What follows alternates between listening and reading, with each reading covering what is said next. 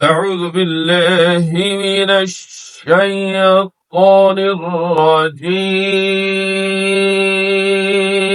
بسم الله الرحمن الرحيم. الله الذي خلق 7 سماوات ومن الأرض 7 سماوات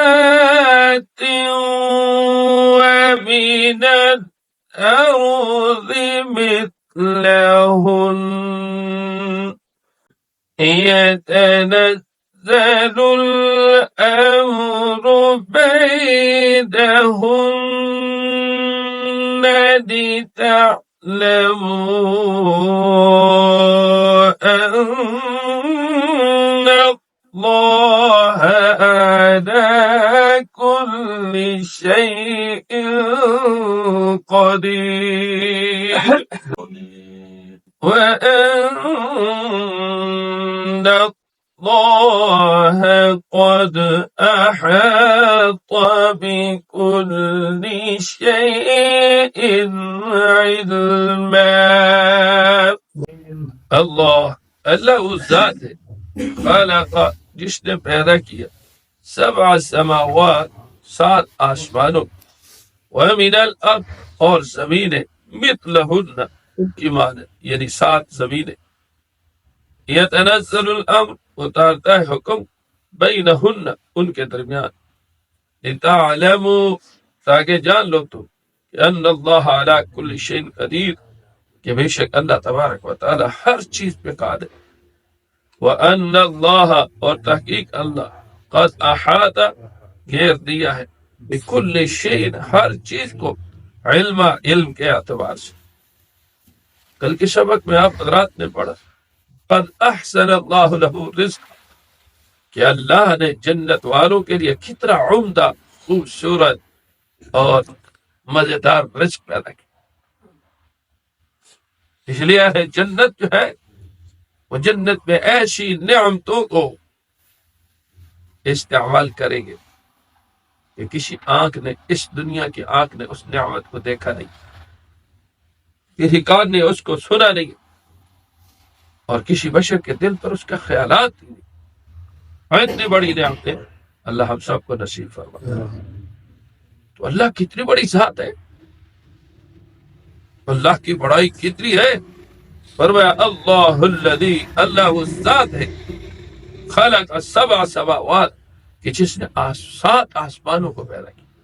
پہلا آسمان، دوسرا، تیسرا، چوتھا، 5واں، 6واں، 7واں، پھر عرش کرسی لوح محفوظ.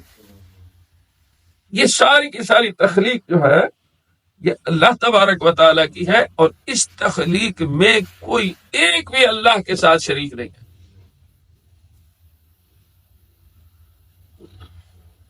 اور اسی طریقے سے زمین کو پیدا کیا وَمِنَ الْأَرْضِ مِثْلَهُنَّ زمین کو بھی اسی کی مثل پیدا کیا یعنی آسمان کی مثل. تو جس طرح 7 زمینیں ہیں اس طرح 7 آسمان ہیں.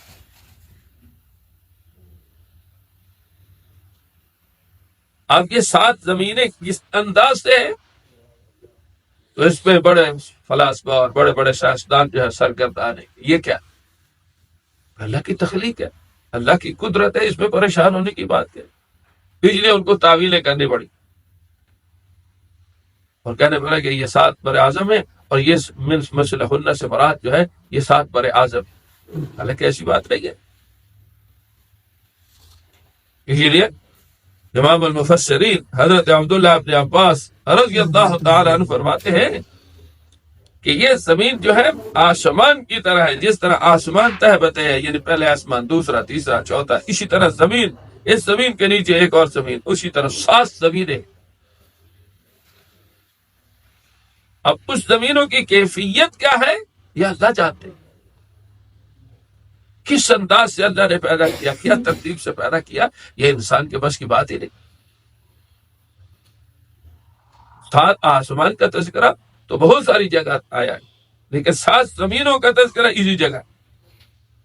اور یہ قرآن ہے، اس کو ماننا چاہیے، اس پر ایمان لانا چاہیے. باقی ہماری سمجھ میں آئے گی پھر بھی ٹھیک ہے، نہیں آئے ہماری سمجھ کوئی معیار تو ہے نہیں، کیونکہ ہمارا فہم جو ہے بہت محدود ہے اور اللہ کی قدرت جو ہے لا محدود ہے. وَمِنَ الْأَرْضِ مِثْلَهُ. اور حضرت ابو ہریرہ رضی اللہ تعالی عنہ یہ جو حدیث ہے، فرمایا کہ جو آدمی ایک بالشت کسی کی زمین پہ قبضہ کر لے،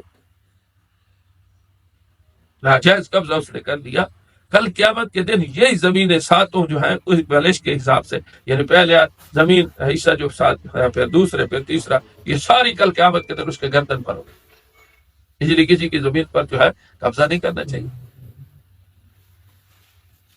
تو ایک آدمی نے سوال کر دیا کہ انسان کا کندھا اور گردن تو اتنی بڑی ہوگی نہیں، کیوں یہ کیسے ساتوں زمینوں کی وہ بالش جو ہے اس کی گردن پر آ جائے گی؟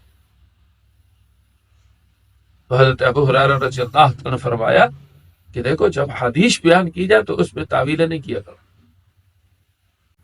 قرآن و سنت، قرآن و احادیث کی جو بات ہے وہ اٹل ہے، وہ یقینی ہے، اس میں ہماری سمجھ میں آئے نہ تعویلیں نہیں کرو. تو فرمایا کہ کل قیامت کے دن جو ہے ان لوگوں کے کندھے اتنے بڑے ہوں گے کہ ایک گھوڑا جو ہے اگر 3 دن بھی مسافت کرے تو ان کا کندھا جو ہے ختم نہیں ہوگا. اتنے بڑے کندھے ہو جائیں گے لوگ جنہوں نے جو ہے لوگوں کا حق مارا، پھر ان پر یہ زمینیں مسلط کی جائیں گی، وہ مال مسلط کیا جائے. اس لیے کسی کا زمین پر قبضہ نہیں کرنا چاہیے، کسی کے مال پر قبضہ نہیں کرنا چاہیے، کیونکہ کل قیامت کے دن جو ہے یہ دیا جائے، دینا پڑے گا. اس لیے حضور کریم صلی اللہ علیہ وسلم نے صحابہ کرام رضوان اللہ تعالی علیہ مجمعین کے مجلس میں پوچھا کہ اے میرے صحابہ بتاؤ مفلس کون ہے، غریب کون ہے؟ تو اب ظاہر ہے کیا ہمارے ہاں بھی ہو، ان کے ہاں بھی یہی تھا کہ غریب وہ ہے کہ جس کے پاس رہنے کے لیے جگہ نہ ہو، کھانے پینے کے لیے جگہ نہ ہو، یہی غریب ہے. اور بات نہیں، کل قیامت کے دن ایک آدمی آئے گا اس کے نامہ اعمال میں ہے لاکھوں کروڑوں نیکیاں ہوں گی، لیکن کسی کا اس نے حق دبایا ہوگا، کسی کی زمین دبائی ہوگی، کسی کے جو ہے پیسے دبائے ہوں گے، کسی کو تھپڑ مارا ہوگا، کسی کا کیا حق ہوگا، کسی کا کیا حق ہوگا. کل اللہ قیامت کے دن اس آدمی کے نامہ اعمال سے جتنی بھی نیکیاں ہیں ان حقوق والوں کو دیں گے جنہوں نے دنیا میں اس سے حق لینا. اور جب نامہ اعمال اس کا ختم ہو جائے گا اور حق لینے والے زیادہ ہوں گے تو فرمایا ہے کہ اب ان حقوق والوں کے گناہ اس کے نام اعمال میں آ جائیں گے. فرمایا یہ سب سے بڑا مفلس ہے، یہ سب سے بڑا غریب ہے کہ جس کے پاس دنیا کی کمائی بھی ختم ہوگی اور لوگوں کا گناہ اب اس کے نام اعمال میں اس پر بوجھ ڈالا جائے. اسی لیے کسی کا حق نہیں دبانا چاہیے. فرمایا تنزل الامر، اور اتارتا ہے حکم اللہ بینہن، زمین و آسمان کے درمیان، اور زمینوں کے درمیان آسمانوں کے درمیان یہ اللہ کا امر ہے کہ زمین جو ہے 1 3 2 3 سال تک جو ہے یہ چل رہی ہے، یہ اللہ کے امر کے ساتھ. اور یہ کیوں؟ فرمایا لتعلموا ان اللہ علی کل شیء قدیر، تاکہ جانو ہے کہ اللہ تبارک و تعالیٰ جو ہے ہر چیز پہ قادر ہے، وہ قدرتوں کا مالک ہے. 7 آسمانوں کو پیدا کر کے اس میں ستاروں کو پیدا کر دیا، سورج و چاند جو ہے وہ چل رہا ہے، یہ ساری کی ساری تخلیق اللہ کی ہے، یہ اللہ کی قدرت ہے. اسی لیے فرمایا ان اللہ علی کل شیء قدیر. اور بیان ہی یہی چیز جو ہے زمین پہ ہے، پہلی زمین ہے، دوسری ہے، تیسری ہے، کیا کیا مخلوقات ہیں ہم تو جانتے نہیں ہیں. اور یہ پیدا کرنے والی ذات جو ہے وہ اللہ کی ہے اور اللہ کے پاس اس کا علم ہے. اسی لیے فرمایا ان اللہ قد احاط بكل شيء علما، کہ بے شک اللہ تبارک و تعالیٰ نے گھیر لیا ہے ہر چیز کو علم کے اعتبار سے، کہ کوئی ایک چیز بھی اللہ کے علم سے باہر نہیں ہے. اتنا بڑا علیم ہے، اتنا بڑی قدیر ذات اور اتنی بڑی علیم. الحمدللہ رب العالمین والصلاة والسلام علی حبیبہ الکریم وعلی آلہ وصحبہ. اللہم صلی علی آل سیدنا مولانا محمد عبدك ورسولك، وصل على المؤمنين والمؤمنات والمسلمين والمسلمين. اللهم انصرنا فإنك خير الناصرين، وافتح لنا فإنك خير الفاتحين، واغفر لنا فإنك خير الغافرين، ونجنا برحمتك ونجنا برحمتك نجنا برحمتك من العذاب العليم من عذاب جهنم اللهم إنا نعوذ بك من فتنة الظاهر والباطن اللهم نجنا في نحورك ونعوذ بك من شرور اللهم إنا نعوذ بك من الهم والحزن ونعوذ بك من الجبن والدين وقهر الرجال اللهم لا تسلط علينا من لا يرحم اللهم لا تسلط اللهم ربنا آتنا صلى الله تعالى عليه وسلم أجمعين برحمتك